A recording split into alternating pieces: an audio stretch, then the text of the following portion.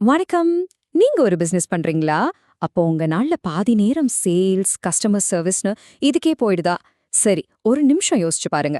நீங்க தூங்கிட்டு இருக்கும்போது கூட உங்களுக்காக வேலை செய்யற ஒரு ஆட்டோமேட்டிக் வாட்ஸ்அப் சிஸ்டம் இருந்தா எப்படி இருக்கும்? சமீபத்துல ஒரு பிரசன்டேஷன்ல பார்த்த ஒரு பவர்ஃபுல்லான சிஸ்டம் பத்தி தான் நாம இன்னைக்கு பார்க்க போறோம். இது உங்க பிசினஸையே மாத்தலாம். சரி, நாம எத பத்தியெல்லாம் பார்க்க போறோம்னா, முதல்ல பிசினஸ்ல நாம சந்திக்கிற பொதுவான சவால்கள் என்னென்னு பார்ப்போம். அடுத்து அதுக்கான தீர்வா ஒரு ஆட்டோமேஷன் சிஸ்டம் எப்படி உதவுதுன்னு தெரிஞ்சுக்கலாம்.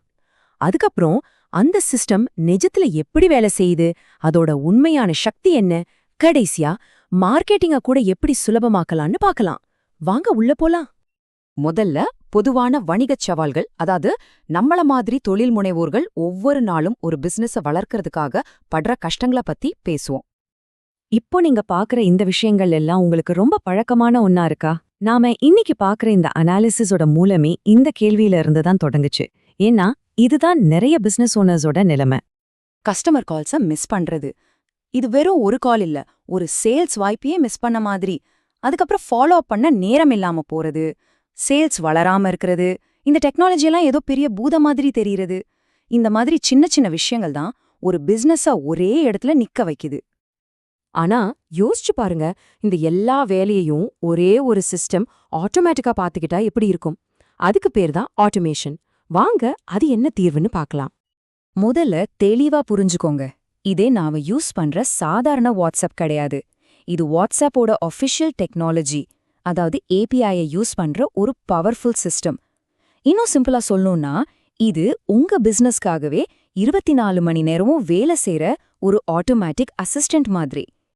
இந்த வித்தியாசம் ரொம்பவே தெளிவா புரியுது பாருங்க. ஒரு பக்கம் நம்ம எல்லாருக்கும் தெரிஞ்ச நார்மல் வாட்ஸ்அப், எல்லாத்துக்கும் நாமளே பதில் சொல்லணும், அதுவும் பிசினஸ் நேரத்துல மட்டும்தான் முடியும், ரொம்ப டைம் ஆகும். இன்னொரு பக்கம் இந்த ஏபிஐ சிஸ்டம், அதுவா 24/7 பதில் சொல்லும், சேல்ஸ் பண்ணும், பேமெண்ட் கூட வாங்கிக்கும். மொத்தத்துல நீங்க தூங்கிட்டு இருக்கும்போது கூட உங்களுக்காக வேலை செய்யற ஒரு ஆட்டோமேட்டிக் சேல்ஸ் மிஷின். சரி, தியரி எல்லாம் கேட்க நல்லா தான் இருக்கு. ஆனா இது நிஜத்திலேயே எப்படி வேலை செய்யுதுன்னு பார்க்கலாமா? அந்த பிரசன்டேஷன்ல ஒரு லைவ் டெமோவே செஞ்சு காட்டினாங்க. ஒரு சேல்ஸ் மனுஷனே இல்லாம எப்படி வெறும் செகண்ட்ஸ்ல நடக்குதுன்னு ஸ்டெப் பை ஸ்டெப்பா பார்க்கலாம். எல்லாமே ஆரம்பிக்கிறது ஒரு சிம்பிள் ஹாய் மெசேஜ்ல தான். ஒரு கஸ்டமர் உங்க பிசினஸ் நம்பருக்கு ஹாய்னு அனுப்புனா போதும்.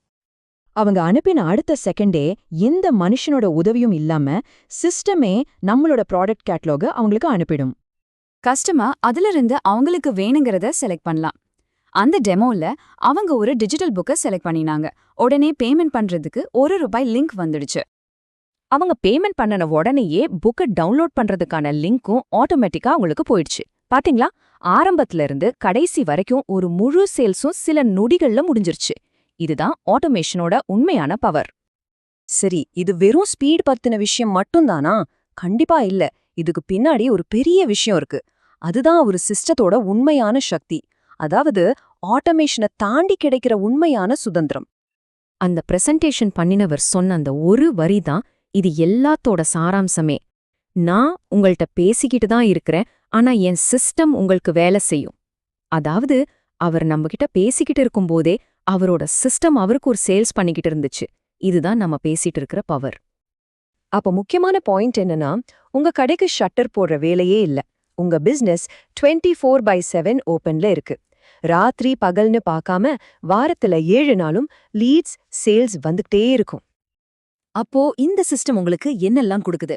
திரும்ப திரும்ப செய்யற போரான வேலைகள்ல இருந்து விடுதலை, பிசினஸோட அடுத்த கட்ட வளர்ச்சிய பத்தி யோசிக்க நேரம், ஒரு நிலையான வருமானத்துக்கான வழி, ஒரே நேரத்துல எத்தனை கஸ்டமர்ஸ் வந்தாலும் சமாளிக்கிற திறன், எல்லாத்துக்கும் மேல நாம இல்லனாலும் பிசினஸ் நடக்குதுங்கிற ஒரு நிம்மதி. அந்த பிரசன்டேஷன்ல சொன்ன மாதிரி சுந்தர் பிச்சை தோன்ற பெரிய தலைவர்கள் சிஸ்டத்துக்காக வேலை செய்ய மாட்டாங்க, அவங்க சிஸ்டத்தை உருவாக்குவாங்க. அந்த மாதிரி ஒரு சிஇஓ மைண்ட் செட்டுக்கு உங்களை கொண்டு போறதுதான் இந்த சிஸ்டம். சரி, சேல்ஸ் ஓகே, அதை ஆட்டோமேட் பண்ணிடலாம். ஆனா மார்க்கெட்டிங் மாதிரி கிரியேட்டிவான விஷயங்களை எப்படி? ஆச்சரியமா இருக்குல்ல? ஆனா இதே சிஸ்டமேட்டிக் அப்ரோச் மார்க்கெட்டிங்கும் வேலை செய்யணும் தான் அந்த டெமோல காட்டினாங்க. அவங்க ஒரு ஏஐ டூல் கிட்ட ரொம்ப சிம்பிளா ஒரு கமாண்ட் கொடுத்தாங்க. ஆயுர்வேதம் பத்தி தமிழ்ல விளக்கு, அதுக்கு ஒரு கண்டென்ட், ஒரு போட்டோ, ஒரு வீடியோ ஸ்கிரிப்ட் ரெடி பண்ணுன்னு சொன்னாங்க. அடுத்து வந்த ரிசல்ட் பாருங்க. சில நொடிகள்ல ஆயுர்வேதம் பத்தி ஒரு முழு கட்டுரை, அதுக்கு தேவையான போட்டோவை உருவாக்குறதுக்கு ஒரு ப்ராம்ப்ட், ஏன் ஒரு வீடியோ ஸ்கிரிப்ட் கூட ரெடி. யோசிச்சு பாருங்க, உங்க மார்க்கெட்டிங் கண்டென்ட் உருவாக்குற வேலைய கூட இந்த மாதிரி சிஸ்டமேட்டிக்கா மாத்திர முடியும்.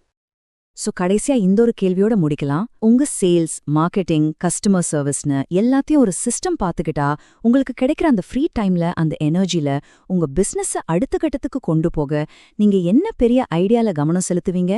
நீங்க எதை உருவாக்குவீங்க? யோசிச்சு பாருங்க.